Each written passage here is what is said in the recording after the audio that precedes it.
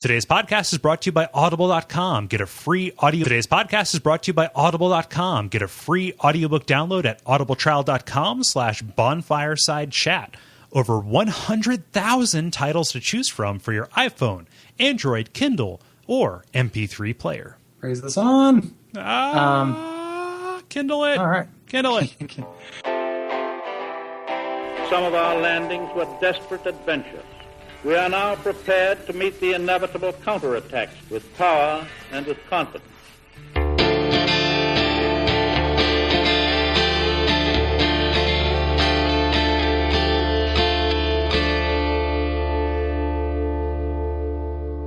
Thou hast journeyed far and overcome much, chosen undead. I have long awaited thee, once living, now undead, and a fitting heir to Father Gwyn thou art. I bequeath the Lord Vessel to thee, and beseech thee, succeed Lord Gwyn, and inheriteth the fire of our world. My name is Gary Butterfield. My name is Kole Ross. And I am Bob Mackey. And you are listening to Bonfireside Chat, an Undead favorite. And this week we are talking about Anor Londo. Thank you so much for joining us, Bob. No problem. Like I said in the pre-show in the green room, I'm a fan as well of you guys, as you are of me. So it was a big gross love, and it's best that the listeners didn't hear any of that. They still might. We do deleted scenes. So Yes. Yeah. But Bob, you are of Retronauts. Right. Which currently, when this episode comes out, you will still be able to contribute to the Kickstarter to revive Retronauts, which has met its goal, but there are still stretch goals left. We have all kinds of crazy things that we want to do, and we still need a little bit of help, although we're more than set on the podcast front at this point. So go get yourself one of those shirts. Yeah, the shirts are great. My friend Nick Daniel made them. They've got a rad dinosaur on them. That's the exact adjective for that dinosaur. Yeah. The most perfect word that's ever been chosen. He has sunglasses. I'm not sure if he has sunglasses. I forget, but he better have sunglasses. He has. It's a pixel art dinosaur with sunglasses and a skateboard. Okay. He might be missing a backwards hat and a bottle of Capri Sun, or a pouch of Capri Sun. Yeah, but a sack, a foil sack of Capri Sun. An IV bag. Junior high wine bag. the Rostify of about 10% and get the it is a cool shirt, and I recommend everybody who's listening to this go check out that Kickstarter and contribute. Yeah, please do. Yeah, I'd appreciate it. I'd pay for your Kickstarter. Yeah. What else? Where else can people know you from? Well, I've been writing an article once every 2 weeks or something awful since 2006. I've been writing there for almost like 8 years. So you might have seen my name pop up on Something Awful every other Thursday. I write an article. One just went up what would have been last week. I forget when these episodes come out. But if you search Bob Mackey Something Awful, you'll find like 200 articles, and feel free to rifle through those and yell at me for some of them. The ones that haven't aged well. And I guess I can say that I'm doing a weekly column for Joystick now, and it's going to be like 1 week is JRPGs, 1 week is retro games, and they go back and forth. So I'll be writing about both Japanese-developed RPGs and classic games. And the most recent column that went up is about Monster Hunter, which is a new gross dark hole and falling down like Dark Souls. So I just picked up the demo of Freedom Monster Hunter Freedom Unite for PSP, because I was thinking like, I need a game to obsess over, so I can stop this ridiculous Dark Souls thing, or not stop it, slow it down. And it was, it is inscrutable. Like I had a really hard time like getting into it, at least initially. I mean, I know it's kind of like a lame excuse that developers give, but that is not a game that demos well. It's kind of like teaching someone how to drive and like just, teleporting them into a car that's going the wrong way on a freeway with like 8 lanes of traffic. It's like, figure it out right now. Yeah, there's no the learning curve's pretty steep, and a demo is not going to do it for you. But if you want to give time to it, and this is not like an ad for Monster Hunter, it's definitely worth the time. Trial by dinosaur. Just to learn it, yeah. Yeah, it sounds like a game I'd really like. Sounds like my kind of thing. So it's been on my list of things to check out forever. So I'll definitely check out that column. What is your history with Dark Souls? My history with Dark Souls is I picked up Demon Souls when I worked at Atlas on the cheap. They would offer games to employees for cheap, and I heard buzz about it. I just got a PS3, so I picked it up. I'm like, this is pretty awesome. It took me about a year and a half to finish it, though, not like with Dark Souls, where I kind of just stuck with it the whole time. And when Dark Souls came out, I actually was working with OneUp.com at the time, and I got the chance to talk to the director at E3 2011, which was great. That was like my second week in the industry.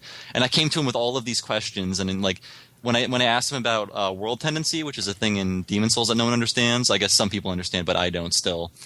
He lit up like a pinball machine. He was like, "Oh my god, you actually know about the game I'm making." So we had a really good conversation. And then I reviewed it for OneUp, and I gave it an A, and it was one of the first really good scores I gave. And since then, I don't think I've ever stopped playing it. I've logged in over 200 hours, and every night I'm watching lore videos and watching live streams, and it's a terrible world I live in now. It's just all Dark Souls. I'm in exactly the same spot. Like, this was the year I got into perpetual games, and it was just Dark Souls and Binding of Isaac. Yeah, just back and forth between those two things, which is historically not like me. When I recruited you, Bob, when I approached you about joining the show, you signed on for the Anor Londo episode because it was open. You said it wasn't your favorite area. Well, what is your favorite area? I'm just curious, like, about like what really scratches your itch here. Well, I mean, it's one of the ones I do enjoy, but I kind of go for more of an atmosphere than I do for looking for like mechanics or enemies or bosses. And I really like the Painted World. I didn't spend that much time in it the first time I played, but I guess on my third character, I kind of just let the Painted World soak in a little bit, and I kind of like what it's doing. Maybe it's because I played Demon Souls so much, and it's a very Demon Souls-y type world, and maybe it just giving me Demon Souls nostalgia. But I'm a big fan of the Painted World, and it's a very it's one of the more tragic backstories of Dark Souls if you can measure them, because they're all pretty tragic. Right. Mm-hmm. Somebody released a video where they're starting to use the modding on the PC to try to restore cut content. And apparently in the Painted World, there's a sword you can get from Quelaag that Shiva is supposed to steal, and then you get a black eye orb the same way you do with Lautrec, and you have to invade him in the Painted World. Oh, okay, That's where he's at. So who knows, exactly where he got that from. I know that there's cut content with Shiva, but I don't know how much the person who put together the mod is filling in the blanks or not. But it was definitely interesting to see, and I like the idea of people starting to mod this game for good rather than just hack the shit out of it. Oh, God, yeah, I've been there. Yeah. I heard you guys reference a comment I made on the forums about getting spider-egged and cursed with like a level 5 character. Yeah, it's awful. Yeah, it hasn't happened yet, but I've been pretty smart about when to go online and when not to. So last episode, so we made our way through the treacherous passages of Sen's Fortress, and we fought the Iron Golem, and we were whisked away to Anor Londo by huge Demon Souls references on wings. Oh, yeah. And those guys are in the opening cutscene of Demon Souls, I'm pretty sure. Or maybe I'm remembering it correctly. They in the Tower of Latria, they take you up from the church. Ah, okay. They might be in the opening cutscene, though. I can't remember exactly. But I did my Melee playthrough of Demon Souls recently. But yeah, so we are in Anor Londo. You're here. It's definitely a different vibe, a different feel. You're brought into this grandiose view, what I think is probably the best view in the game. One of the best views in the game, outside of, I think, Ash Lake. We can get into that. But you're here in this kind of like golden, sun-soaked city of the gods. Mm-hmm. Yeah. And huge contrast with everything you've seen so far, which has been all squalor and death traps. Yeah, I mean, to me, it felt like there was something big here waiting for me. The fact that not everything had been destroyed, just my first time through the game. And I don't know, out of all the areas I spent in, I think I spent the most time in this one just because it was so intimidating at first. I also didn't find the broken window until maybe my third or fourth hour in the area. So I guess we'll get to that later. Never mind. We'll get to it. It feels like a final dungeon. It feels like a final area. Like it's everything before feels trodden and touched and just kind of like everywhere. But this has the sense that you're going to find the wizard at the end, right? It's sort of like Dr. Wily's stage where everything just feels more grandiose and important, I guess. We like to pick a thesis for every episode in order to up our pretension, but I laid this one out. Gary, you may agree or disagree. Bob as well, but this has a lot of like lore significance. This area does because it is, potentially the culmination of your quest, right? Frampt tells you, go to Anor Londo and you'll find the fate of the chosen undead, and you're here. But the thesis that I've glibly coined is pay no attention to that man behind the curtain, right? Because it definitely feels like Oz, and as you kind of go forward, you find out that it's a sham. Yeah. Based on what I know. A couple lines late, it's a good time to remind everybody that all spoiler warnings are off. All right. So if that was confusing to you and didn't make sense, get past Anor Londo or watch some videos. Right. But yeah, I would say as far as lore significance, it's one of the most lore-rich areas in the game, and that turn that we're talking about, and we'll talk about when we talk about the boss fight for it, is probably my favorite. Concise, modular bit of backstory in the game. Right. Like the fact that you get to this area and it is so beautiful and so different than everything else, and then the game pulls this curtain under you and no, there's no beauty in Dark Souls, there's no refuge, nothing is okay. Everything that looks good is an illusion. But you're dropped off, and for however beautiful it is, it's incredibly hostile. Have you fought any enemies aside from the giants in Sen's Fortress that are as big as those Sentinels? I don't think so. I think those are the first real major, large enemies you fight that are, not cordoned off in like a little tower area or whatever. Yeah. But you can get outnumbered by them pretty easy, and you run up to them pretty quick, so you can potentially die and go back to Sen's, and those Batwing demons are like, we'll get him again, and then you're back there again before you find the bonfire, right? The giants are interesting because we talked about this a little bit during the last episode, where getting the lightning spear is such a huge upgrade, and then you're immediately thrown against enemies where you're really likely to whiff with it. Mm-hmm. Yeah. My first time I got here, I was trying to fight them with the lightning spear, and it's really difficult. So that's one of the things that this enemy type teaches you, I think, is that different attack patterns and move sets for different enemies. And that's going to change frequently. Yeah. It's also interesting. They give you a lightning weapon, and then they put you in an area with a bunch of other people who have lightning weapons a little bit later on, and there's nothing to protect you from it. So you feel like a powerful god with it, and then you ultimately die to a bunch of other people who know how to use it better. Mm-hmm. But you get to that bonfire, and you find a pretty notable NPC, the Lady of the Darkling. Her lore significance is kind of hidden until you get to that turn. At the end of this area, but she tells you a little bit about the firekeepers, about the bonfires. There's some interesting stuff that happens with her in terms of saying what'll happen. If you are the chosen one, a revelation shall visit thee. What follows thereafter depends upon you. And when she talks about the firekeeper, says, I am the keeper of the bonfire. If not for me, what beacon would there be in this lost city? A gatekeeper and a guide, that is my calling. The bonfires attended by the keepers are special. They are linked to one another, and their flames never die. Yet never shall the keepers of these flames meet.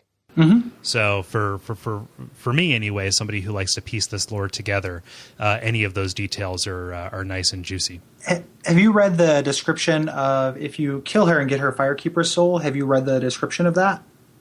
Her particular firekeeper soul? I know that she's hideous. Apparently, right? That's where that information comes from, or part of it. It's between her armor and that item, right? But that the firekeepers have souls kind of undulating under their skin, and part of the reason why she's always wears this head to toe armor is to cover up how disgusting she is, right? Which is pretty interesting. And because the firekeeper Anastasia doesn't look, I'm not. This is the internet, so I'm not. She's not too bad on the eyes. I don't want any deviant art. Things about Anastasia the firekeeper, but she looks normal, and I wonder what is different about this person. If you look at the YouTube videos, Bob, have you seen the Dark Souls characters unmasked videos? I've only seen the onion armor guy and his daughter. I've seen their faces. What are their names? Sigmire? Yeah. Sigmire and Siglund. No. I know what those guys look like. Doesn't Sigmire have a rockin' mustache, or is that Solaire? No, that's Sigmire. Oh, okay. That's Sigmire, yeah. Yeah, so Solaire just looks like a dude. Okay, yeah, but if you look at her, she doesn't. She was generated with the character set, so she wasn't especially hideous. So you have to take it as lore. But those videos are really interesting because you're putting a face with a voice, which is real important for me. Yeah. But she's a Dark Moon Blade, and you learn more about those kind of later on. If you go one way, you run up against one of the orange fog gates, which I think might be the first or second, maybe potentially the third that you'll run up against in the game, depending on how far you've explored into the catacombs. It gives you a really, like anything in Dark Souls, gives you a really unclear message as to what would make this thing go away. I mean, what did it say? Do you guys know the specific, sentence it spits out if you try to go past that area? It's like something is needed, or I don't know. It just seems very ambiguous. Yeah, I don't remember, and it doesn't give you the generic, this mechanism is operated elsewhere. Which it does for another portal, to a land beyond later. Mm-hmm. A lot of things are mechanisms. Right. In this game. Contraptions or something. I remember contraption popping up, contraption not working, or contraption broken, or I don't know. It's a grandpa complaining about a Game Boy. Like, it's not, it doesn't sound like a narrator by any means. But man, thinking about the geometry of this place, you get the sense that this grand cathedral and the sprawling city, they're massive. But you look up at this thing that's on the hill, you eventually find out it's the Duke's archives. I thought, wait, the Lady of the Darkling, she explains this whole thing to you, and talks. I haven't talked to her to that degree. Yeah, you can look up her. I think it's after you place the Lord vessel. If you talk to her, she says the whole thing. He turned against the ancient dragons. He became Lord Gwyn's confidant and was allowed to pursue his research. He immersed himself in research on scales of immortality, the one thing that he did not have. But his very research drove him mad. The archives became a dungeon, a place for sinister experiments. Now, nobody dares even approach the Duke's forbidden archives. It looms over this land high atop the mountain. And then it makes sense if she's a servant of Gwendolyn, which we'll talk about later. Again, the spoilers thing. That she would be putting Seath on blast makes sense, right? Mm-hmm. Yeah, absolutely, and it makes sense geographically as well. Yep. She's right there. But the way forward, which may not be quite apparent at the start, is this crazy little screw elevator, which I think is significant because it is the most advanced mechanism that is not intended to maim or kill you. I think it's significant because I've waited for it, no less than like 2 or 3 dozen times, and I hate it. It is like waiting for an actual elevator. They really replicated that experience. Yeah. Yeah, I figured out the timing. If you walk up to it, like immediately after you're respawning, if you don't run, you're going to catch it right as it starts to go down, so you can just jump. Yeah. You understand enough about movement and physics to know that it doesn't save you time, though, right, Cole? Yes. Okay. It's just going on the same schedule. If you get there and run around in circles or roll around, it's not coming any sooner because you walk there. But so I just hold up on the left stick until I get there, and I can check the Something Awful forums on my phone. That's true. Or you could run up there, check the Something Awful forums on your phone. Cool. Imagine 4 balls on the edge of a cliff. There is no. Come on, buddy. Anywho, you go down this elevator and you run into Anor Londo is really weirdly, at least for this initial stretch, really empty. Yeah. And between here and the actual kind of direct path as the crow flies between you and your ultimate destination. There are just 2 enemies that don't respawn, and they're both reuses of previous enemies. And you run into it. It's kind of a mini boss, kind of not. You fight the gargoyle again, which there's not too much to say about it at this point. Right. It's much less intimidating than the first gargoyle. Even though you have less room to fight, it's just like I've done this before. I know what to do, and I believe it has less hit. If it doesn't feel like it doesn't have the hit points of a boss or the lasting, encounter that a boss would have. I had a harder. I feel like it scales, not in your favor. I'm trying to do as a kind of a challenge run. I've been trying to do a shieldless run, and just before we got on mic, I fought this guy with my shieldless guy, and he was significantly more difficult than the tower gargoyles. And I don't know. Part of it is because he breathes lightning instead of fire. Mm-hmm. Yeah. so that does more damage. But I had a harder time with him than I did with those guys. Could have been the arena as well. So I don't know the actual mechanics of it, but or the hit points and numbers behind it. And it could also just be because playing this game without a shield is very difficult. So yeah, but. Yeah, and this is one of the weirder kind of hidden things in the game, though, because you get to the end of this pathway, it's a dead end, and then the way forward is not obvious whatsoever. Right. Right. Yeah, that's what I was talking about earlier. And then I don't know. I'm looking at your notes, Cole, and I really like what you pointed out here. I don't know if you want to launch into that. Yeah, because I was in a similar situation, right? I got stuck here, kind of looking around, and then just you notice a broken window, and it sticks out like a sore thumb, kind of in hindsight. Because like everything here is immaculate and the imperfection sticks out and that guides the way forward. I love that in theory. In practice, it did not work for me, but now that you bring it up, I love it too. And is there a lore reason why the window is broken? Was it like an Anor Londo B&E happening? Yes, at least some of the speculation I saw. There's an excellent series of character lore videos called Prepare to Cry that we referenced a couple times. Yes. There's one about Iron Tarkus, who is the guy who helps you with the Iron Golem. He was the first person to get to Anor Londo, and he was the guy who made his way up the buttress and broke that window initially, at least according to the Prepare to Cry. Yeah, Vatavidya.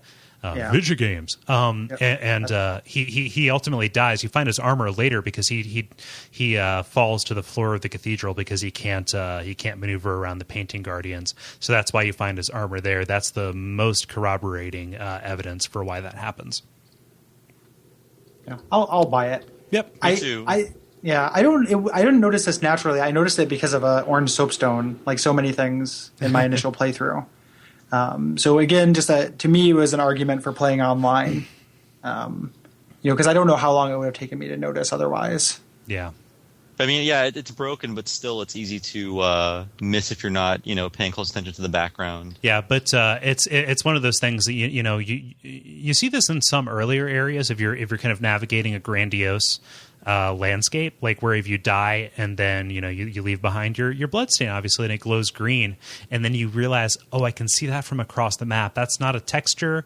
That's not kind of some kind of diminished far off version of it. Like that's the place that I was. That can happen here later too if you die up on the roofs. Like you can see your soul from pretty much the foot of the elevator, right? Mm-hmm. And so you could potentially see somebody who had fallen off. Yeah, or somebody. Yeah. So it's actually really cool that that the scenery is geometry, right? Mm-hmm. Yeah. So you crawl your way up this rafter into a broken window, and you end up in kind of an interesting area, some kind of shrine to Guinevere, and slash an entrance to the Painted World, which is an area we're going to cover later. Right. You run into a new enemy, these painting guardians, who are these very quick, fairly not hardy enemies. And what's kind of interesting about them is later on when we reveal how much of this game is an illusion, or this area is an illusion, these guys are not. Right. So these people are actually here, and that has kind of motivation speculation with Gwendolyn, why that is. But until now, we don't know very much about them other than they kind of look like G.I. Joe villains, and they drink Estus, so they have to be undead. Right. They're kind of like if somebody put too much bleach in the Foot Clan and their laundry. Or by which you mean the KKK. Yes. So that I think you're referring to the Ku Klux Klan, Cole. Yeah, that's what I think. I think it's it's like the KKK but with less starch in their laundry. Yeah. Exactly. Bit. Man, if you get on the floor of the cathedral a little bit later, they can surround you. Yeah, I mean, like the one thing that works in your favor is they really can't defend very well against anything because they don't have shields. So I mean, you can cut through them like butter, but when they start surrounding you and throwing knives, then you're in trouble. Yeah, but these rafters, man. Yeah, I said it on the last episode, but I love the moments in this game where I just look forward and I just think, "There's no way I can do this," and this was one of them where I was just like, "No, that's not going to work." I go into like the stages of denial and I'm bargaining, with the game. You eventually get through it and you can do it. But I must have gone. I mean, I don't know how to. I tiptoed through this. Yeah. I went so slow, shield up, and crawled through this area the first time. I can run through it now for the most part, like run the straightaways. But I was so terrified of this. You kind of wish that there was a Z targeting feature, so you could keep a straight tack on the on the beams. Because I found myself a couple times at least, very slightly edging off of it. Yeah. Mm-hmm. Yeah. And then, of course, because it's Dark Souls, while you're navigating this really tricky platforming bit, there are painting guardians up there who start attacking you, throwing knives at you and such. And I feel like I've died more times to locking onto one of those that have fallen down than anything else. Like, they're fine jumping to their death if it means it'll accident. Like, you don't accidentally walk off a cliff. Like, that is a video game exclusive thing. I mean, like, to this degree. I guess people. It's not true. People fall off cliffs all the time. Yeah. So there are probably Otherwise, people listening OSHA wouldn't exist, Gary. Yeah, exactly. There are people who probably you're weeping softly now about the podcast because their great uncle died. Tell that to my grandfather. Yeah. You don't walk off cliffs accidentally. Come on. Yeah. Like, you're saying you did it on purpose? I feel like a real jerk now. So it was his one vice, being transfixed by chasms. Yeah. But it's funny because you think that's a gigantic statue of Guinevere, but it's actually actual size. Yeah. Mm-hmm. Yep. So you can eventually make your way out of here. You go through a fog wall, too, on your way out, which always makes me feel like if I go through here human, I'm afraid I'm getting invaded. Mm-hmm. And fighting on those raptors, being invaded, sounds like the worst possible anything. That makes me want to troll that area now. Yeah. Dress up as a painted guardian and do it. Oh, God, yeah. The only invading you should be doing is theme invading. Yep. That's so many fun. YouTube videos are coming out of that. Unless they already have. Yeah. I hope so. Those daggers are one of the best dex weapons in the game too. Yeah, and you're not guaranteed to get one. There's no place just to find one. It's just kind of a lucky drop, like the Baldur side sword or the Titanite catchpole. Yeah. But yeah, you get through here and you find one of the first pieces of architecture that says like, "Whoa, there are big people who live here." That big mechanical spiral staircase. Them's big steps. And you find another gargoyle, and there's not that much to say about it. No, not anymore. It's weird. Yeah, it serves to make this run up that you're going to do a bunch of times empty, which is both kind of a boon because they know how frustrated you're going to be with this part coming up, but also just a big stretch of nothing to run through. Kind of like I played. You guys have played 30 Flights of Lovin', yes. Right? Yeah. I kind of wanted Dark Souls to do that after I played 30 Flights of Lovin', just like transport me where I'm going if there's nothing in the way, if there's like nothing for me to look at or do, just like jump cut. Yeah. I mean, we could talk a lot about boss run-ups and parts where the developers knew you were going to die and how far back they set your respawn points, because I can imagine arguments in favor, but I've never come around on it. Like, I never like it. This is one of those weird areas where the shortcut that you open up doesn't make it any better. Right. Yeah. Like, you're going to be starving for humanity at this, in this area of the game. At least I always have, right? So, kindling bonfires, it's not generally the best use of Estus. Once I open the front gate of that cathedral, I go back to the Firekeeper, and that's my home base. Because otherwise you're either running through the palace itself with the Silver Knights, or you are messing around with that mechanism from Gwendolyn's tomb. I always end up going from the interior bonfire. Okay. The only times that I've had to do this run up is when I die to the archers, which we'll talk about in a moment. Yeah. God, will we talk about it? Yeah. 20 minutes later. Yeah. Get ready, guys. So you fight the gargoyle, you come up to kind of the gates, and there are some giants. They're not that noteworthy, and they're really easy to kind of kite around as well. Mm-hmm. You don't have to fight them. And you run into hostile versions of the demons that carried you here. I found that if you hit them from a distance with like a spell or an arrow, they will fall to their deaths. I think they just forget they have wings or something when they're hit. They're extremely easy just to knock off the edge, and they fall off their own all the time. They're pretty crappy AI. You can take out 2 or 3 of them that way, which is real nice. Bumbling idiots. Well, one thing that I'd like to say, like the most significant piece of architecture in the entire game is that staircase that runs up to the front door of the cathedral, where it has the small steps on the outside but the big steps in the middle. That kind of alludes to the idea that there are two kinds of inhabitants to this world in this city. And this is at least nominally designed for both, right? Yeah. Yeah, and that definitely plays out. Even though there are weird things where, interior doorways are not sized to giant size. So, when I first saw that, I could have bought that it was a stylistic thing. Like, I know that you're right, and that is the reality of Anor Londo, but this is, not every piece of architecture points to it. The areas that you go for are for the human servants. Yeah, sure. That's definitely possible. I mean, there's people, if you're a god, you're just making the same run up that you do when you're fighting Ornstein and Smo over and over, where you walk in the front door and go directly to Guinevere. Yeah. I'll buy it. Yeah. If you say it with enough confidence, it doesn't sound like speculation. It worked on me. But you get through those gargoyles, and like literally every response that we got about this area talks about running up those buttresses with the archers. The two enemies in the game that create possibly the most frustrating section. Like, I just experienced Blighttown for the first time a couple weeks ago, like Blighttown proper, and this caused me to tear out more of my hair.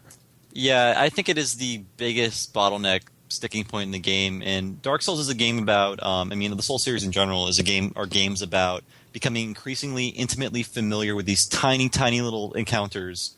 And that is the best example I can think of the philosophy in action. Just like, what do I do with this one, like, just barely, like, 0.001% of the game? Like, how do I handle this? Mm-hmm. And there are many ways to do it. Yeah, it kind of reminds me a little bit of the Firekeeper Soul in Blighttown, which I know some people have no problem with that, but that is just kind of a small stage and scene. Reminds me of this, where there's nothing really like it in the game, other than that part, and you have to plan and trial and error your way through it. Specifically, this like you said, just this kind of like 0.1% of the game. That's what it most reminds me of.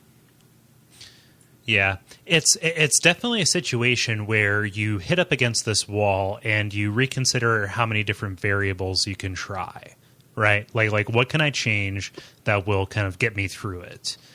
So you put on more armor and you raise your poise up as much as you can, but that bow has knockback anyway. Those javelins that they're launching at you, so you're going to fall to your death. You try and go light armor or, shieldless, whatever. You try and roll around it. If you fail, you get hit, and then you're going to die in one or two hits anyway because there are two of them shooting at you at the same time. It's just like it's very much like a rapid prototyping situation, except it's made not rapid by either waiting for that elevator or not running to that elevator. Right. Your choice. But it makes me wonder, so the only argument I've really heard in favor of these kind of like run-ups in Dark Souls, like the parts where the developers clearly knew you were going to fail because it was going to be a boss or a situation like this, and then having huge stretches of space between you and the last checkpoint, is that it gives you kind of time to consider that and cool down. Oh yeah. And it's like I will kind of buy that, but at the same time, at the end of the day, when I'm dying on my deathbed, am I going to look back on the time I spent running between this bonfire and the archers positively? Like, probably not. On the balance, I'm not going to think, that gave me enough time to consider getting through it. I would have probably preferred a bonfire very nearby, like a Hotline Miami approach, where I can just continually try, rapid prototyping, like you said. Whereas this is, it's like I can't think of a comparison. It's like if you're prototyping and you only work 1 hour a day, and then go home and go to sleep for the rest. Yeah, I guess there of the time. a good 2 to 3 minutes before you actually get back to that point. If you start from the bonfire towards the beginning of the stage. Yeah, it's excruciating. How did you ultimately end up taking care of it, Bob? What was your kind of first encounter with this? For me, it was like the first time I got past them was just, I guess, sheer brute strength. Like, I just went after one and then went after the other, and I got lucky. But that was just after maybe 30 to 40 tries, probably, over a few days. This most recent time, I actually used poison arrows, which I realized are a huge way to break some parts of the game. But even then, you still have to get into a very specific spot of the landscape where they can't hit you with their arrows, while you can hit them with yours. Mm-hmm. And that's basically how I did it this time around. The most recent time I played through the game. But even like knowing as much as I do about the game, it is still like a huge pain in the ass every time I get to it. And there's no place to. So if you got to that point and you decided to try poison arrows and you didn't know, you have to do a ridiculous amount of backtracking. Yes, to get you those. do. Yeah, Yes. like it's a way of doing it, but it's it's not intuitive and it's not there. Right. And they're not they're not readily available in that area. So yeah. What merchant sells those? Oh God. Female undead merchant. Okay. Yeah, we're the kind of like in the aqueduct, I guess. Yeah. Mm-hmm. Yeah. Yep. Yeah. She sells them. They're expensive too, so that's the other issue, and you need a lot of them. Yeah, I believe 100 souls each. Yeah. Just from buying them so often. So I probably this is undoubtedly the place I died the most on my first playthrough. Similar story. I ultimately ended up getting through it by learning to dodge better and learning to roll through things. Like, I didn't realize that I was literally invincible when I rolled. I thought I was just barely, things were barely missing me. But the idea that an arrow can be coming and I can just, if I'm somersaulting, it will go through me. I shadowcat it and get to the next side of it. Was what ultimately had to break in my mind to get through this. Yeah. The game has a really good way of surprising you, though, because if you make it to the top, you're like, okay, fine, an archer, I can deal with an archer. Then he pulls out a sword, and you're like, okay, this is much worse. This is much worse than the situation I was in before. Yeah. You have a dude with a sword in front of you, and you have another javelin archer behind you. Right. Yeah. The guy behind me can never hit me when I'm there. I've really? seen GIFs and people freak out about that, but if I stick to the wall, the guy behind me, I've never gone over there and visited him. I've never taken him out. I always just go to the right, and I'm not no longer accosted. Yeah. The trick that I do, and trick is loosely defined because it never works most of the time, but or it doesn't work a lot of the time, rather, is to get close enough to the one on the right, the one that's on the critical path, and get him to draw a sword and come after me, and then just run as fast as I can back down to a safe spot. He will fall off the ledge, and then I can, continue moving, circle back up and run, because you can always outrun that other archer. Like, they'll always track a little bit behind you. But if you stand still to fight the one on the top there, he has a chance of knocking you off, and the guy behind you has a chance of hitting you as well. So you just have to abuse the path, the pathfinding.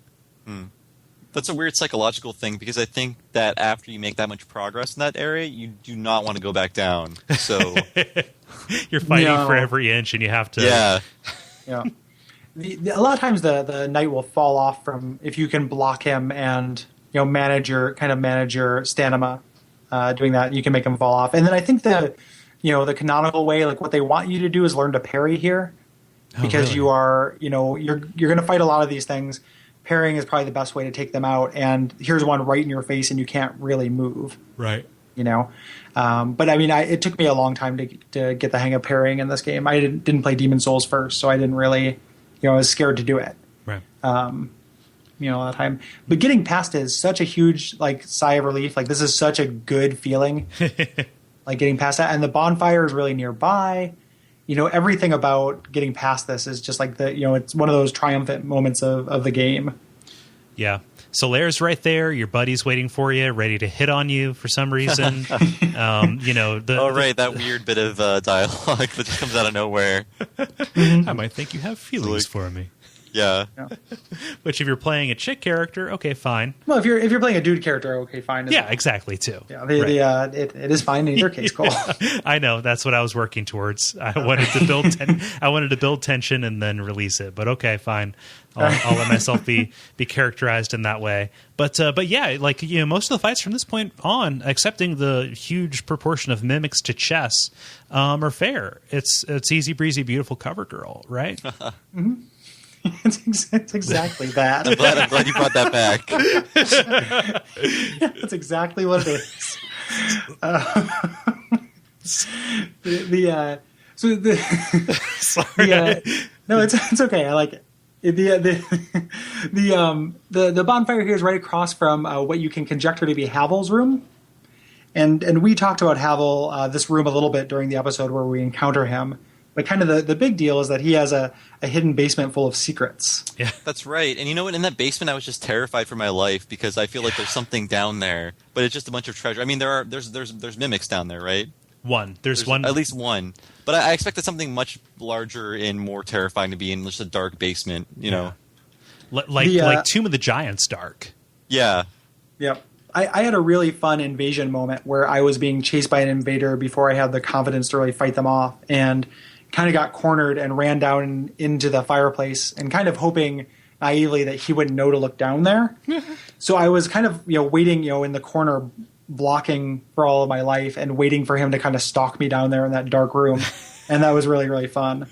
Because it is definitely kind of a spooky area. Yeah. Speculation time. You find his gear, obviously, and that's really good gear. But the Occult Club, occult weapons, they're made with the Dark Ember, which was hidden in the Painted World, so forbidden. The item description says that, and it's hidden inside of a mimic, right? So were the mimics intentionally placed there? Did Havel trap that in order to make sure that anybody who tried to get it would be devoured whole? That's what I think. That makes the most sense to me. Is that do we know where mimics come from or what their origin is? I don't know that. Maybe if an occult weapon is in there, it turns a chest into a mimic. No. Okay. I mean, I can go with you that far because it seems like where else could they come from? Right. Yeah, I imagine them being. I feel like they're probably they look like if you subtract the treasure chest from them. Because their body and their tongue material are the same kind of thing. Yeah. So they probably look very different, and people kind of build chests around them. Like they're probably similar creatures to the slimes in the depths that just kind of wait in ambush. Mm-hmm. And you can, they will, adapt to their surroundings and, so kind of like use hermit them. crabs, but way more terrifying than hermit crabs. Yeah. I have no problem with hermit crabs. They're fine. Yeah. The number one killer of hermit crabs is stress. That's a true fact. And the not the case with mimics. They can't make their bills. Their girlfriends. Yeah, their girlfriends fighting with them. Yeah, yeah. It's a tough economy out there for a hermit crab.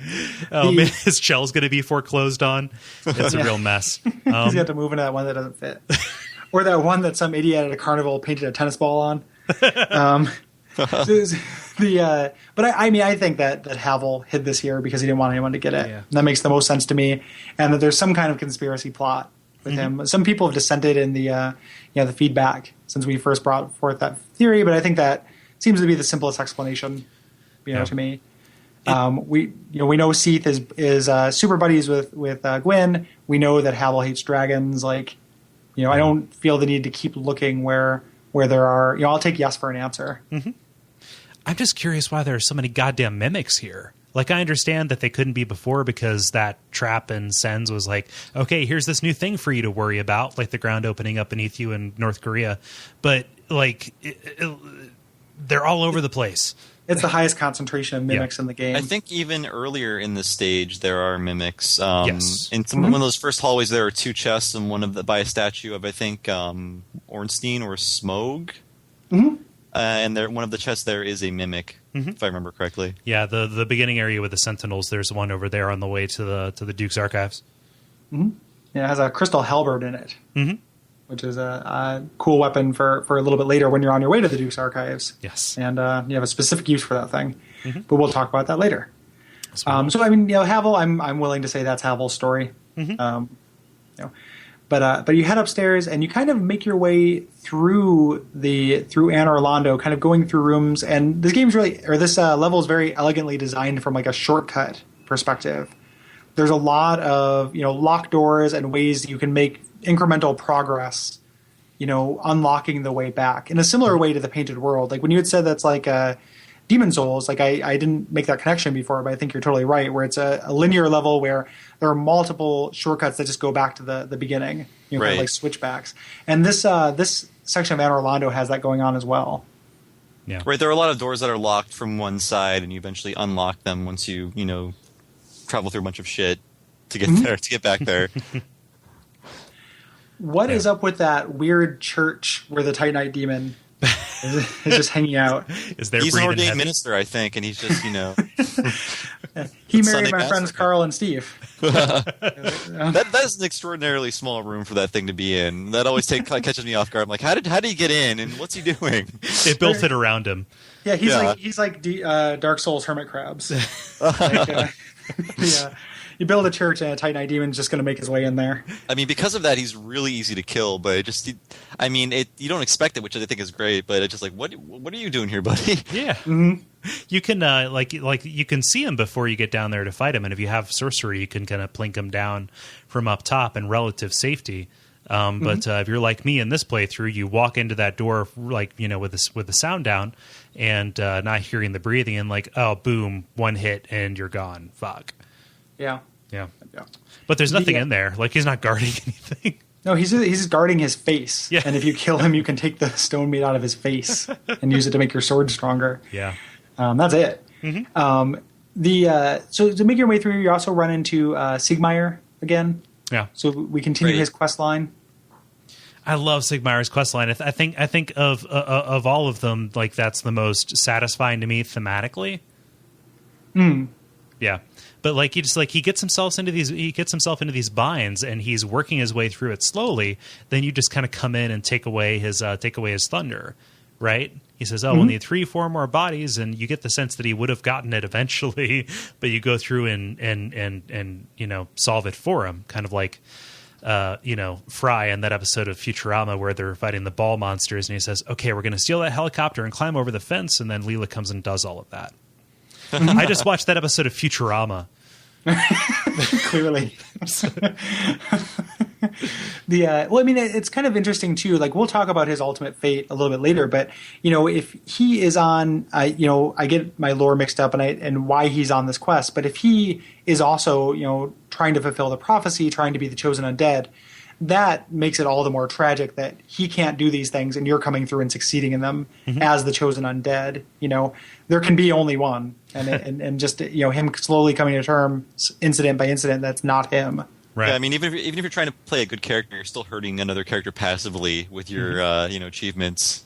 Yeah. Yep. It reminds me of that. There's like an Onion article recently that was really resonant, where it was like, area man angry that friend keeps achieving life goals or something like that, like overachieving and knowing friend keeps, getting major life goals. And just that way that you can be frustrated when someone gets married or gets a great job or something like that. Reminds me of that. We're all little Siegmeyers. Siegmeyer is just crossing your name off in the yearbook. The Dark Souls yearbook. Oh, no. Oh, Dark Souls yearbook. There's an idea. Get on it. Someone should make that. Yeah, particularly the most likely tos. And stuff. That'd be great. The signature page at the end. Yeah. Like, have a grossly incandescent summer, guys. Yeah. I was trying to work to that, but okay. I'm Siegmeyering you. I'm sorry. That's fine. Does somebody get a special page in the Dark Souls yearbook? You get a memorial page, like, for all the other classes who died. Like, here's to the pyromancer. Went to Blighttown, never came back. The yearbook is one page with all the NPCs, and then like 499 pages of memorial of just all the characters who have died, just all their different looks and where they died. Oh God, high schoolers die. And we didn't, guys. We're better. High five. We'd be alive, guys. So you run the Siegmeyer, you get up to, and you're really just kind of making your way through the only available path. Right. Through here. There's not that much. There's no, one of the things I love about Dark Souls, and I'll talk about it specifically in the Catacombs, is that Dark Souls is not a puzzle game. There are not areas where it's like, oh, go flip the switch and then you have a timer to go do this thing. That you just kind of go forward. There's a few places where the way forward is not obvious, but there's usually one path. There is usually the progress is not about figuring out, right, how to get past a roadblock. There's like one switch per area that you might want to throw in a little. Well, you always want to throw something. it. Right. If you get to a switch, flip it. Yeah. And I love that about this game. But you eventually kind of unlock the way so you can run directly from that bonfire into the really significant game, which is area of this stage, which is a huge cathedral full of these kind of upgraded sentinels. In what way are they upgraded? They cast spells? Or are they like the stone giants? I forget. Yeah, they can cast Wrath of God and heal. Okay. And they have a lot more hit points. Yeah, you make that run up. This is a gigantic area. There are a couple of interesting wrinkles to this part. You get to the giant blacksmith, who is the person who will fuse boss souls to different weapons. He also talks like the Hulk. To talk no good, Smith good, or something like that. I really like how he's handling those tiny weapons and tools with his massive hands. I'll have you know, this happens to be the largest anvil that I can afford. Wave to the Silver Knights. Blow them kisses. Bob, did you figure out boss souls being able to be turned into weapons, on your own, or was that something that you figured out through the internet? I did through Demon Souls, because a lot of the really great weapons in Demon Souls are made through boss souls, but it's not the same in Dark Souls. I know, like, there's a few, like I'm using the Moonlight Butterfly's horn, I guess, to use it's like the spear or whatever with the intelligence stacking or whatever you want to call it. But outside of that, I don't think there are a lot of really great uses for souls, enemy souls. It depends. Like, a lot of them are kind of gimmicky things. Yeah, they're very specialized. Yeah. Yeah, the first playthrough I did Quelaag's Fury Sword, which I think is really a good first timers dexterity weapon through the game. And there are a couple other things, not very many though. I think that you're right about that.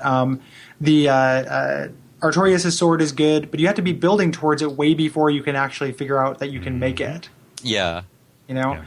And at this point, the souls you've received, so you have Quelaag's and the Iron Golems.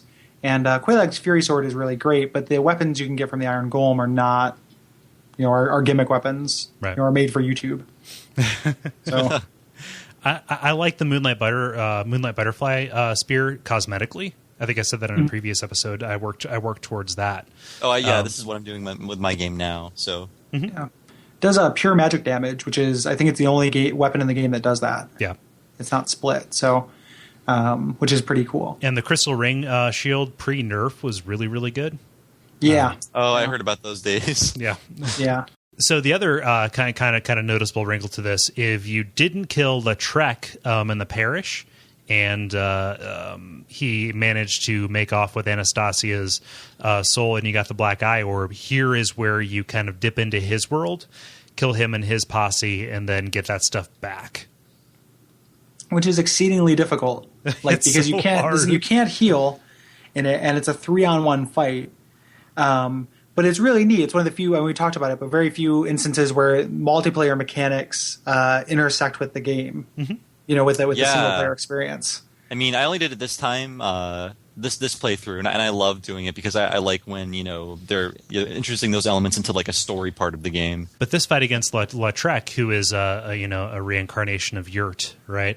It's very deliberately designed to like not let you get any advantage, because his buddies have safe fall, which is interesting, so you can't kick him off. Like they took everything into account to make this. I know. He's got a cleric with him that can heal. Mm-hmm. And I forget what the other character is. He has 2 buddies with him though. Yeah.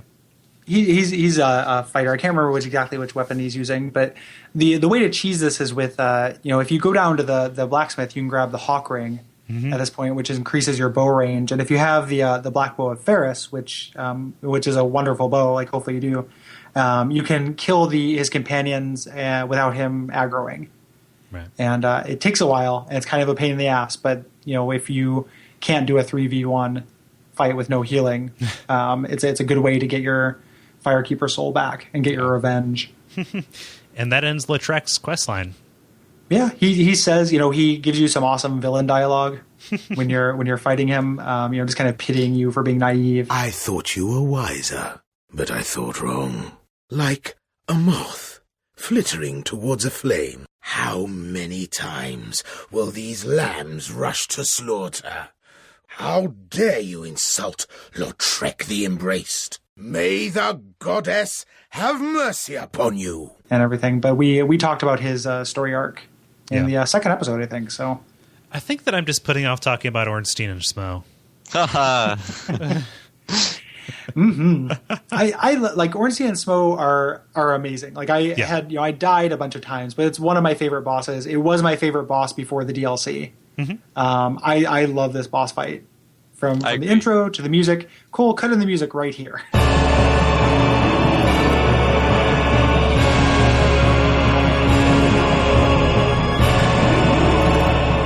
I love the music. It's really weird that I'm not usually a big fan of, Sakuraba. Is that his name? I think so. Okay, he does like every Tales soundtrack, and then they're just like really droning, kind of overblown. But I think it works for Dark Souls because everything is just like grandiose and terrible at the same time. Well, and that there's only music during a couple of key points. Right, yes, I guess, it is used very sparsely, so it's not just like you're hearing it all the time for every fight. It's there when it matters, and then drops out when it doesn't. Yep. Even the intro with these two guys, just, Ornstein jumping down, and just oh shit, I am going to fight these two guys. If you paid attention when you first got here and saw the statues, which I did, it's an amazing moment. Like, oh, these are those guys who are next to the Crystal Halberd. Fuck. It is really terrifying, and it's just really, really well designed. The fact that Solaire is here in the beginning of Anor Londo is not an accident. Yeah. So you go in and it's designed for co-op. Like, so somebody has to keep the other one busy, right? Otherwise, you're going to be kiting. My strategy anyway was to kite them around the stage until I planked one of them down to nothing. Usually Ornstein first because he's faster. I think that most people will kill Ornstein first. It's awesome that it makes a difference, not just in how the second half of the boss fight goes, but in what gear you get. Right. Ornstein is the skinnier of the two. Is that right? Yeah, Dragon Slayer. He's the one in the awesome Golden Lion outfit. He's Kane essentially, except that the stats on that armor have never been good enough for me to want to use it, which is a real bummer because I like the way it looks. We didn't talk about it, but you run into his kind of trophy room earlier as well. Oh yeah, you did. With the dragon heads, right? Yeah. That's a cool bit. I was really, I thought something was going to come to life or something terrible was going to happen there. Me too. Yeah. So good. Yeah. And then Smo is a big old dude who is the executioner. Everybody hates him because he's like real gross. He eats people. He's a cannibal. I feel like an executioner that uses a hammer is not really worried about being, efficient or humane. Yeah, exactly. Well, and then when you get the hammer, it talks about how he grinds up bones to spice his food. He's a real shit. And even in the boss fight, he's a real shit because after you kill Ornstein, he laughs about it.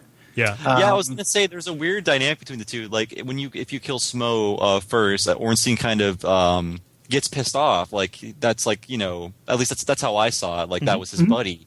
But when you kill Smo smashes Ornstein with the hammer. Yeah.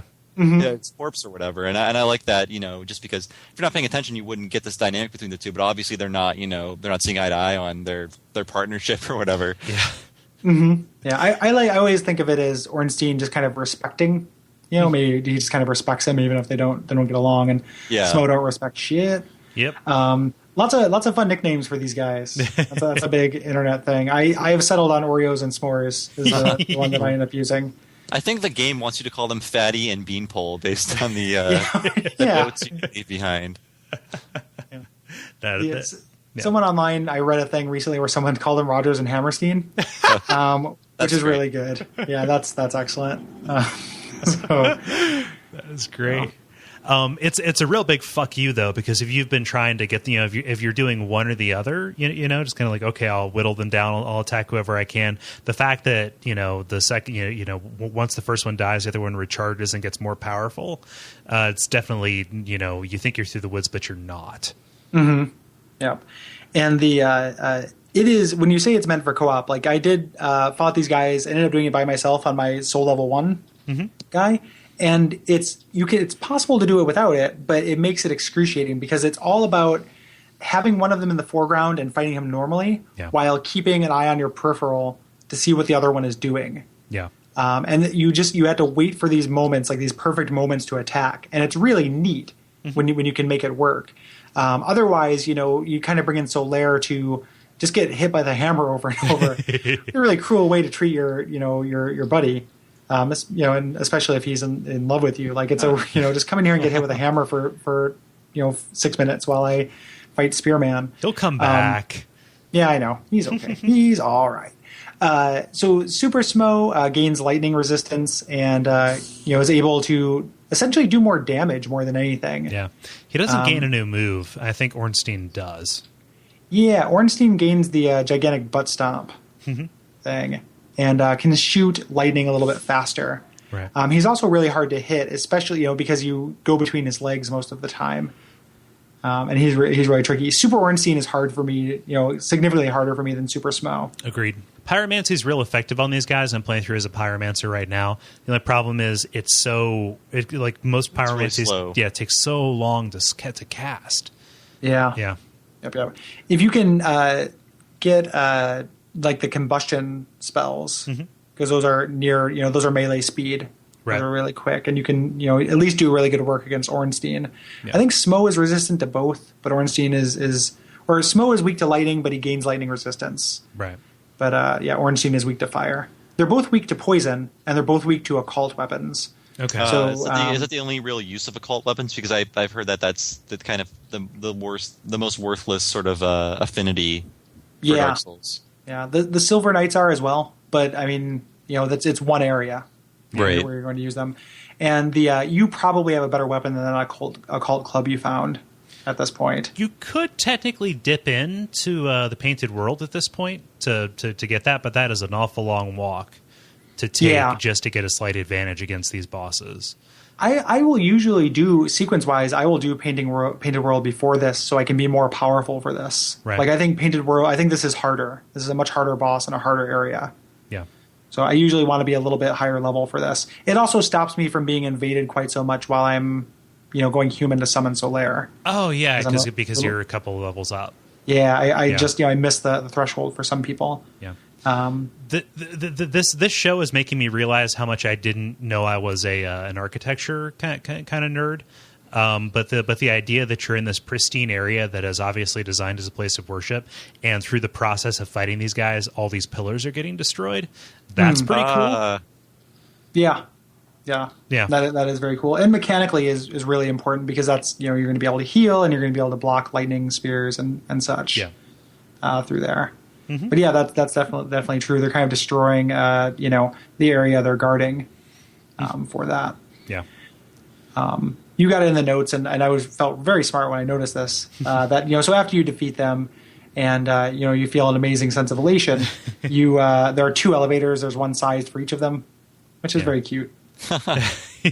It's also possible that one's for the gods and one's for the humans. Yeah. But man, so there's a little bit of lore speculation about like if they're there protecting Guinevere, or if they're trying to keep her in, if they're in on the illusion or if they're not, if they're part of the illusion or if they're not. My thought is that they're the final test. Right.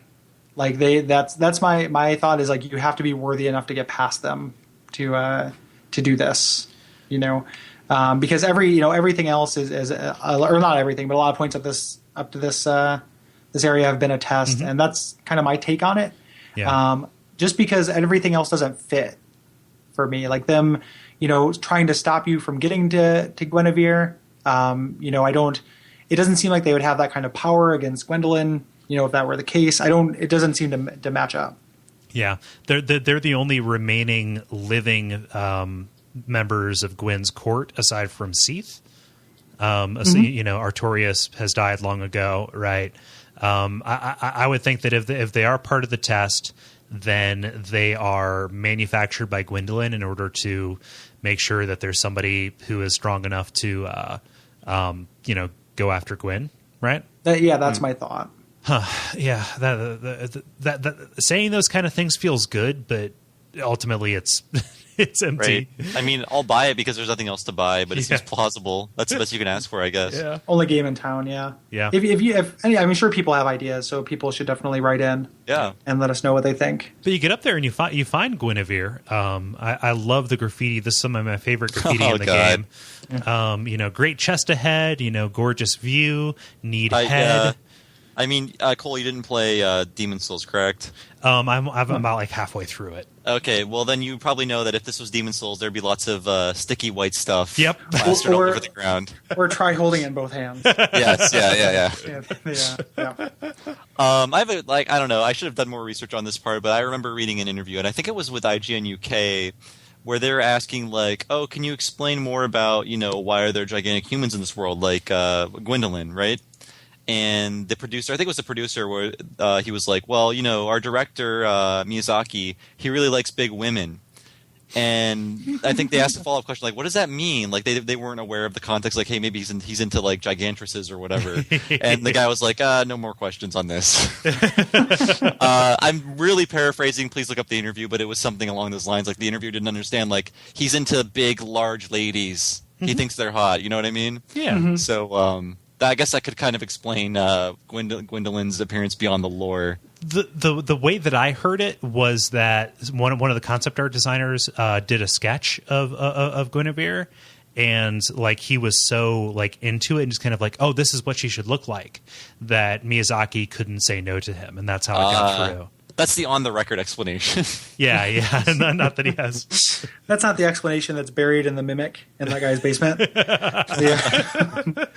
Oh, man. We all have mimics that keep our little secrets stored away. We all have our mimics to bear. We all have our mimics. Yeah.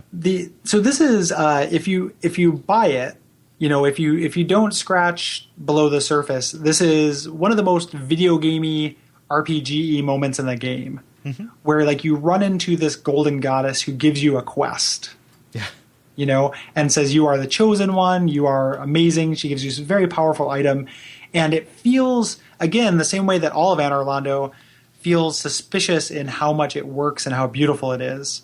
It stands out to me, like her dialogue, and it's all Old Englishy, and it's very Dragon Quest, but thou must. Right. And, that it stands out. And I love that it's not the case. Like, I didn't figure it out in my first playthrough, but I love that that's fake and that's, She's that's really not a hologram. Yep. Well, there is a Guinevere. She ran off with a fire god. Right. There's an item that explains that. I think it's the ring, the one that gives you faith, improves your faith, your miracle strength. She ran off with a fire god when everyone abandoned Anor Londo except for Gwendolyn. Right. But I don't think we mentioned this, and I don't know. I'm bringing it up because I don't know the whole story. But in the Ornstein and Smo room, there's a pillar and there's a figure on each pillar, except the third pillar there's nothing there. Thank you for bringing that up because that's actually like a huge part of, and we'll play into that a little bit more. Like so the speculation is that's Gwen's son. He has a second son that we know exists, and the most popular theory is that's Solaire. Mm-hmm. And that's why he's trying to get back. But it's one of those. I'll buy it because there's nothing else to buy. I'm like 70% convinced that's the case. Yeah, you find an item in this area called Ring of the Sun's Firstborn. Mm. I need to look up where that is. It's in the tomb. Okay. Yeah. So the speculation and the shrine outside of the parish kind of corroborates that to a certain degree, because that's where you find Solaire, and he's kind of at one of his nadirs. That doesn't make sense. He's literally unique. The baby is holding a sunlight straight sword. Yeah. So it all makes sense. I'm probably at more than 70%. Yeah. But so if you don't like, if you're just going along with the suggested path, you get the Lord Vessel. Mm-hmm. Which is one of the most empowering items in video game history. It's this thing that you've been probably wishing you could do, the entire time, and teleport between bonfires. I know this was something they patched to make more useful. Yes, they added a lot of bonfires to the list with the expansion. Yeah. But if you had, this is a fun thing. If you had played and unlocked a bunch of the bonfires beforehand, and then you loaded up the expansion on an old save, it would actually take some bonfires away from you. So you had to go back to them 1 foot to reactivate them. Yeah. You can also join the Princess Guard here, which is a boring, shitty faction. Covenant. I don't really like. I mean, it's less baffling than World Tendency, but the factions still don't really do a lot for me, and I'm not even sure what this one does. Can you guys comment on that at all? There are 2 exclusive miracles for it. Okay. The 2 that you find on the Picassas in the Duke's Archives can only be used by people in this covenant. I'm 95% sure. Right. So they're all geared around healing you and your co-op partners. So it's kind of like Way of White, except it gives you a more tangible benefit, but it's not as good as this Sunburrows. What is it? Warriors of Sunlight. Because it doesn't give you attack stuff. Gotcha. Yeah, but they all, at least in their descriptions, say it makes it more likely to be paired with other members of that. So they're all in the good category, at the top of the D&D alignment list. And they're all geared towards co-op, and you're more likely to hit with one or the other. You might get I think you get a different colored aura too. Maybe. This is probably the least popular covenant. Yeah, I don't think I've seen anyone talk about doing this. Yeah, but let's say you heard that grand sweeping speech, and it's like, okay, well, what happens if I shoot this person? Like, again, and I say it a lot, like the first person who discovered this had to be just been amazing. Yeah. Yeah. Like, just like, what happens if I shoot this? Oh shit. Absolutely. Like, it's the day the lights went out in Anor Londo. Sorry, the night. favorite disco song. It was day then night. Yeah. But I love this cutscene. Yeah. Because everything goes dark, and everything that you thought was that maybe you were suspicious of, you were right to be suspicious. Mm-hmm. It is dark. It is a dead city.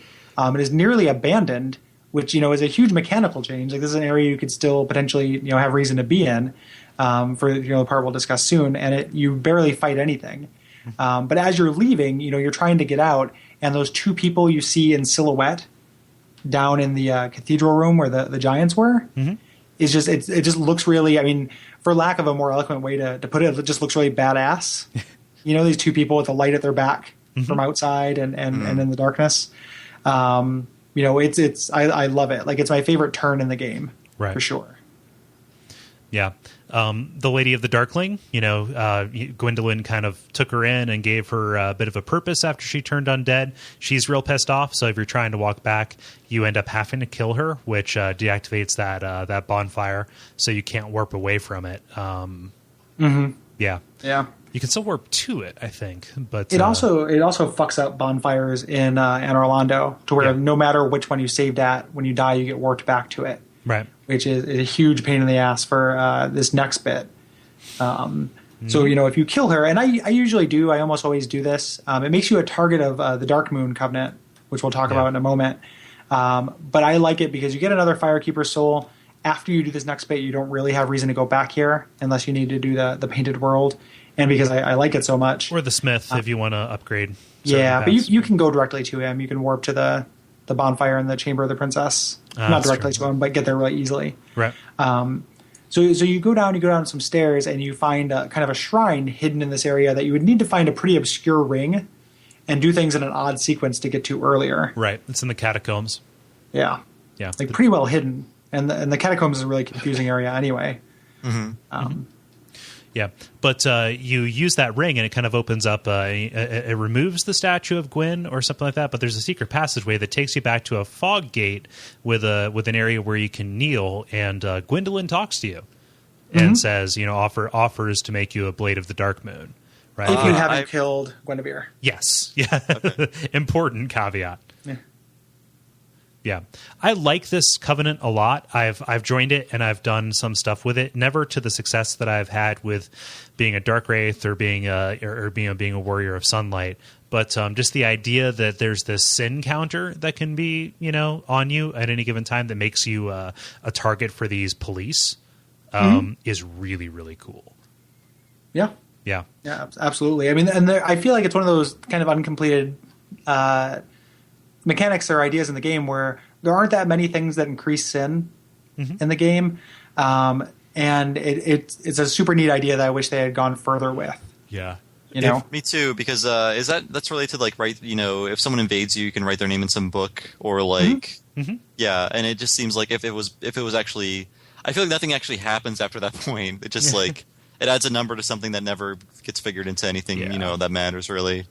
It's weird too, because if you put an indictment on somebody, usually they're looking for PvP, so it makes them more likely to get invaded by somebody. You're helping them out. Yeah, so you can stack indictments on people, and it's like, hey, thanks. Yeah.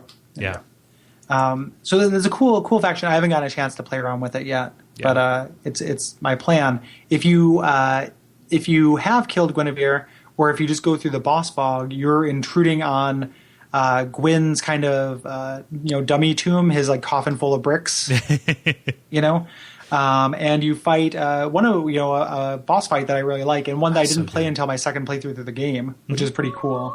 I didn't do it until very recently either. But yeah, it's Gwendolyn, the one remaining son of Gwyn, who his powers are affiliated with the moon. So he was raised as a girl, and he's got snakes for legs, and he's dressed up like a lady, and he has the power to House of Leaves that tomb and makes the makes the hallway infinitely long, and you're chasing him down. I have to say, like, this is all news to me. I did not even know this existed in Dark Souls. Really? Yeah, I'm not even sure. Like, just hearing you guys describe it, I'm not sure how to get to the area you're talking about. What you do, you know the spiral staircase that you can rotate to get to the Painted World? Right. If you go down that, there's an area underneath the cathedral where there is a statue to Gwyn, and then there's a bonfire there, which is kind of useful if you don't mind dicking around with a staircase. Okay. But that's where it is. Gotcha. Yeah. Hopefully it's okay that we told you about this thing. No, like I want to go check it out like immediately now. I felt like this is something I majorly overlooked. Yeah, I hope you dig it, because I'm real into it. And it's a cool boss fight. Is it okay if we talk about it? Yes, please. I mean, like I'm gonna check it out. I think when we're done with this, I'm gonna check it out. I mean, wait, do you have to like kill the illusion of Gwendolyn first for this to happen, or is it there regardless? It's there regardless. Okay. Yeah. But I recommend killing the illusion of Gwendolyn, because it looks neat and it's a cool experience, at least once through the game. Mm-hmm. Yeah. So Gwendolyn's a cool boss fight. You have this ever expanding hallway, and he just does ranged attacks, right. of varying types, and you kind of chase him down. It's not an infinite hallway; it actually ends. Yeah. Which is kind of crazy. I watched a YouTube of it, but I've never had the patience or the dodging skills to get down to the end.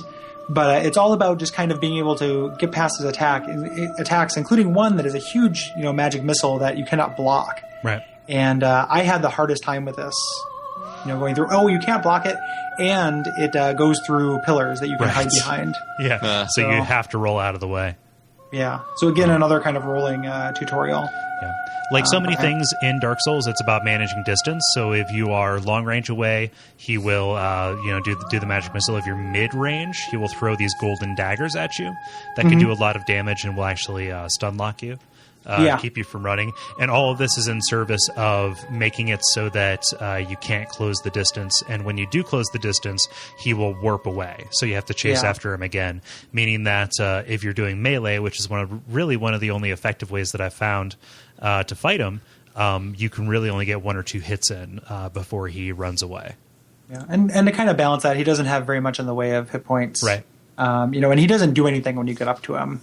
He only has those 3 attacks, but it is really tricky and really satisfying to kind of hunt him down. I think you can cheese this with the Dragon Slayer Great Bow. I think that will hit him from where before he aggroes. There's so many bosses in this game you can actually kill before they start fighting you. Yeah. It's a great boss fight, and the plot reward for beating him, other than killing a god, is that you find out that Gwyn's tomb is empty, right, and it is a coffin full of bricks. Mm-hmm. So something is afoot. The greater message, again, spoilers are off, is that Gwendolyn is trying to prolong the Age of Fire, and kind of the quest to get you into the Kiln of the First Flame.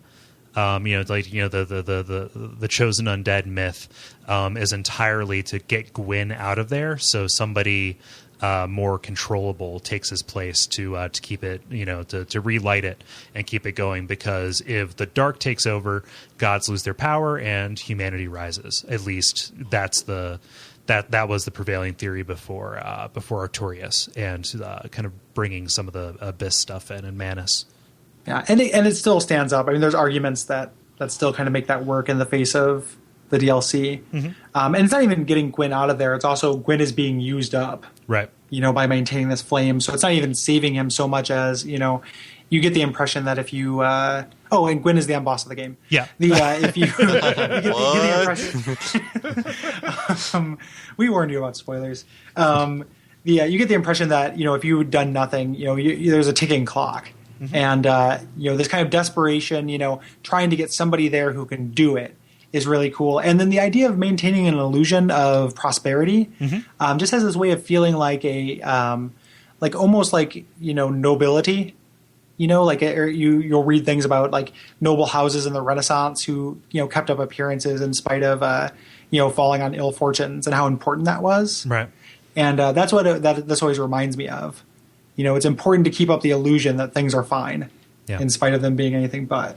Yeah, it's super lore significant if you're willing to go down those speculation roads, right? Mm-hmm. Yeah. And it's one of two big things, with that. And we'll get to the next one a little bit later. Speculation Road is one of my favorite Bob Dylan songs. There you go. Speaking of songs, I did want to bring this up, and I couldn't think of a better way to bring it up. But whenever I hear Anor Londo, I think of the song "Desperado," and I just sing it in my head, but it replaced "Desperado" with Anor Londo, and it's very fitting. Everybody who knows that song is now doing that. Yeah, I'm not going to do it, but I encourage everyone at home to do it. It's a fun game you can play. It's a very musical podcast with the Sen's Fortress and all. Oh yeah, snaking your way in the world today. Snake's everything you got. I'll have to tell Brayden about that. So when we're co-oping through Anor Londo, we can do that. I'm paying attention just so you guys know, but I did look up a quick video of this boss fight. I had no idea existed. I had no idea this bonfire even existed, and I played 200 hours of the game. So. It's really hidden. No, nothing is wrong with you. It's really hidden. And it's something that you wouldn't think to do, to go down this thing. You're already where you need to be. Right. I didn't find out my first playthrough. I didn't find it until, and I don't think I knew what would happen, but somebody, I try to avoid spoilers on this game up until I decided to read everything. And I think someone said try shooting Gwendolyn and then spoiler text what happened. And so I tried it and then did this next part. It should be said that we've been interchanging Gwendolyn and Guinevere, which yes, we have. It makes sense because they're both lady names, but from the context, it's always been clear. Yeah, hopefully, yeah. Sorry about that. That's fine. No, I realized I was doing that about 5 minutes ago. I was just too ashamed to say anything. But I mean that's Anor Londo. Yeah, one of the biggest areas in the game. Probably the most lore significant moment in the game, and the fulcrum with where the game is now non-linear, and you're really in this kind of home stretch. You have 4 very distinct goals, and you can tackle them in any order. Yeah, you come in and it's this pristine, awesome, glowy summer, afternoon, and you leave and it's just the night in wintertime. Yeah, yeah. Yep. There's no hope left. Yeah, it's a ghost town. No hope. Awesome. The Painted Guardians are still around, which again, the idea of what, it makes sense to a degree. Gwendolyn would want to keep people out of the Painted World. Mm-hmm. There's the occult club in there, your occult Ember. Mm-hmm. So it's possible that he recruited real live bodies to, to guard that. That makes sense. Mm-hmm. Yeah. So next time we're going to get past those Painting Guardians and actually check out what's the deal with that. But that will require a little bit of a trip to the asylum again to pick up a little artifact there. And we're going to be joined by Murph Murphy of the Dork Knight podcast. Mm-hmm. Yeah. Yeah. Looking forward to that. It's one of my favorite areas in the game. As we said at the beginning of this episode is brought to you by Audible.com. And for you, our dear listeners, Audible is offering a free audiobook download with a free 30-day trial of their service to give you an opportunity to check out what's happening there.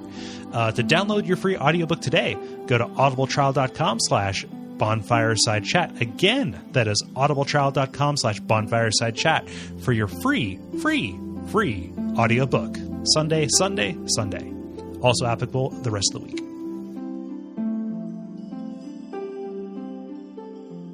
Do we have any wrap-up thoughts before we move on and kind of sign off?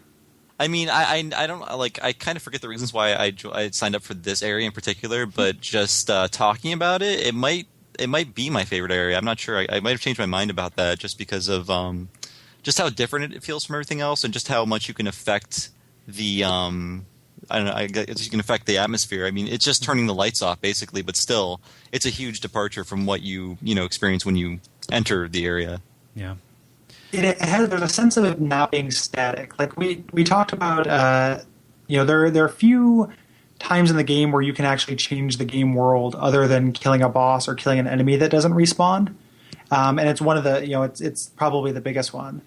For the most part, you are not the Dark Root remains the same. Like most areas, you're not having huge kind of cataclysmic effects on, and this one you definitely can. I feel about Anor Londo the way I feel about the Ornstein and Smough boss fight.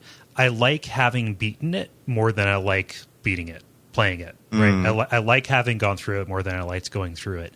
In that there were these moments of difficulty spike, which is fine. That's part of what the game is.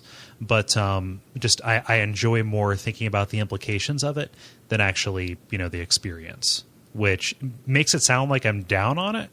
But I don't know. That's how I feel. It's interesting mechanically. It's interesting in a lore way. But I don't know that it stands out to me more than that initial impression that you as a fun place to play, yes. as a fun area to be in. I don't know if we ever talked about it on camera. I know that you're big. You talk about Ash Lake a lot. Like, what's your favorite area? Non-lore wise, like what actually does that for you if this area doesn't? Sens? Yeah, I guess that's true. Yeah. What's your second? What's my yeah? What's my second? Yeah. What else are you enjoying? I'm just trying to think of because this does it for me pretty well mechanically. Like I have a lot of fun going through this area. Pretty much every time I play. Yeah.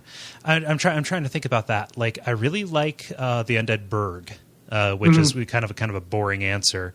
Other than that, I like Dukes a lot. Like aside from that one little misstep there, Dukes does it for me.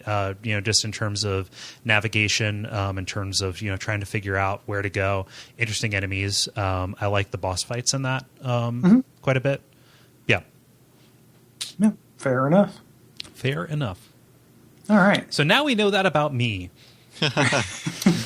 Well, I guess one more thing. I mean, I think the first half of the game is a better experience than the second half. Not that I dislike the second half. I I enjoy playing the first half a lot more, and I think Anor Londo is a great climax to that first half. Yeah. Yeah, I agree. I mean, we didn't talk very much about the Lord Vessel and what, it's very empowering to be able to teleport, but there is something that's lost in being able to do the rest of the game in any order and being able to kind of go back and clean things up. Like it's necessary. Mm-hmm. It'd be infuriating to walk from the Duke's archives to New Londo ruins every time you had to do so. Yeah, but it does lose a little something. That's true. I do like how interconnected the world feels in the first half, where the second half feels like you're just wandering down these linear paths and going to the furthest branch of those paths. Yeah. I'm gonna make a reference that very few people will get, but it's like EverQuest pre-Plane of Knowledge and EverQuest post-Plane of Knowledge. Of course, no, I have no idea what that means. Yeah, no, just it's the idea that before that you had to run from one end of the continent to another. You had to ride on boats, and then they bring in this area where you can warp around. Right, it compacts the world. It makes it feel smaller and less mysterious. Yeah. And totally necessary, though. Yep. Because I'm so glad it's there. I would not have it any other way. Because I just going back through areas after you've already beaten them, the way that even though every time you level up you only gain a little bit of defense and one stat point, ends up making this huge cumulative effect. So going back through an area, it is usually trivial difficulty wise. Like that's one of my things with Sens. Like I love Sens, but I had a similar experience to what you're talking about, Cole, where the first time I got through it, I mean, I guess it's not necessarily similar, but the first time I went through it, it had a huge effect on me. And now every time I go back, I just kind of have it memorized and just kind of run through it in a way that this still feels challenging, maybe because of the difficulty spikes in it. So not having to backtrack is 100% the way they had to do it. But you lose something. It's similar to when we were talking about Dark Souls and Demon Souls. Like you lose a little something in rounding off rough edges. Right. Yeah.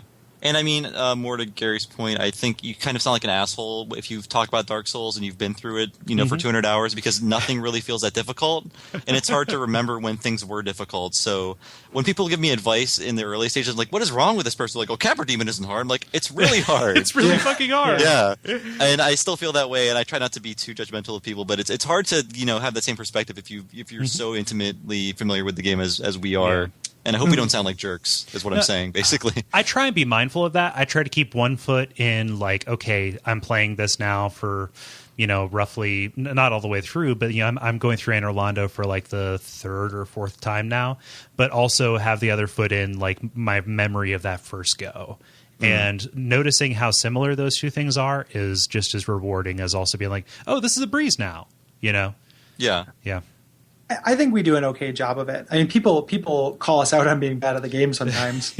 So, like, we're obviously not talking with that much confidence. Hey, like, I had no idea this whole Gwendolyn thing even existed until now, so I'm sure I'll be getting a lot of crap. This would be a good time, halfway through this season of the show to say, we have no qualifications. We just have microphones and a lot of free time.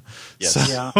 And we know Demon Souls even less than this. Yeah. And then by the time Dark Souls 2 comes out, we know as much as you.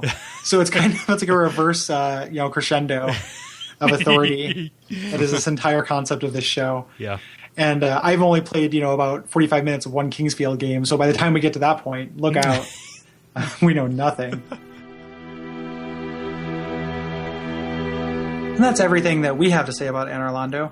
If you have corrections, if you have thoughts about our next area, which is the Painted World, please go to www.duckfeed.tv/contact and share those with us, and we'll read them on an appendix episode. Tune in next week for your thoughts about Anor Londo here. Also, we have the Facebook group, which is where a lot of this discussion happens. That is facebook.com/bonfiresidechat. Lots of interesting stuff happening there. It's a good place to be. It's essentially where I put like GIFs and YouTubes of funny shit. So like you ran into Patches in the catacombs. Someone did the most perfect Patches like cosplay thing in that game. I put it up there, and you want to see that. Yeah. Yes, you could just search YouTube for it, but why not have all of your Dark Souls content aggregated by us by joining us on Facebook? Yeah. In addition, if you'd like to support the show, you can use that Amazon or that Audible link. You can use our Amazon link at duckfeed.tv/tipjar. You can leave us a rating or review on iTunes. That's what helps people get the show and learn about us. Write about us on blogs. Tell your friends. If you have friends who like Dark Souls and they haven't checked out the show, that is an opportunity. So please expose them to us. Please do. As opposed to us exposing ourselves to them. Duh. Sorry. So, kind of the last little thing here. Check out the Retronauts Kickstarter, where you can you have a little bit of time left as of the day this comes out to kick some money their way and help them reach their stretch goals. Yeah, please do it. I can say, I've said it before. I may not be podcasting if it wasn't for Retronauts. It is so good, and it was the first podcast I heard. I love it. It was the survival horror episode with Scott Sharkey. So that specific one that he did is the very first. I have a very specific memory of it, and Bob's a wonderful person, and we want him to be able to continue doing work rather selfishly because I'd like to keep listening. So please do that.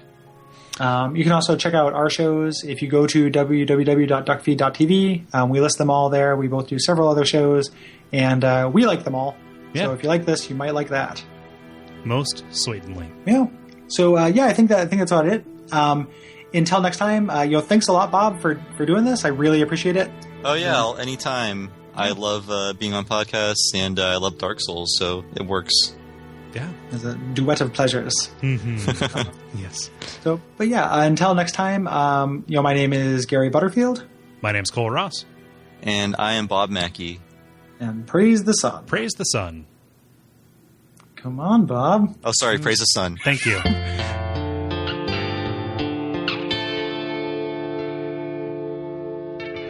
And we all pray that we will have far more soon.